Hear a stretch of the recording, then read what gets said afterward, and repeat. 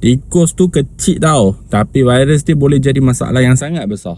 Kalau rumah penuh dengan tikus, jangan fikir najis je bahaya. Ada virus yang boleh serang paru-paru dan boleh bawa maut. Hantavirus. Hantavirus ni bukan virus yang baru tau. Ia biasanya tersebar melalui air kencing, najis atau air liur tikus yang dah kering dan jadi habuk. So bila kita sapu atau vacuum kawasan yang penuh dengan najis tikus, habuk tu kan boleh masuk paru-paru kalau kita terhidup. So awal-awal nampak macam demam biasa mula-mula.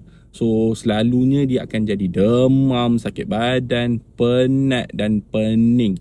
So tapi bila makin teruk, paru-paru boleh penuh dengan cecair sampai susah nak bernafas. Yang bahayanya, dia tiada rawatan spesifik untuk bunuh virus ni. Rawatannya cuma nak sapuk badan di hospital, symptomatic treatment sahaja. So kadang-kadang bukan rumah kotor je, store lama, kebun, rumah kosong, homestay yang lama tak buka, semua boleh jadi tempat yang berisiko. Prevention sangat simple. Jangan terus sapu najis tikus yang kering, spray disinfectant dulu, pakai mask dengan glove, pastikan rumah tak jadi hotel tikus.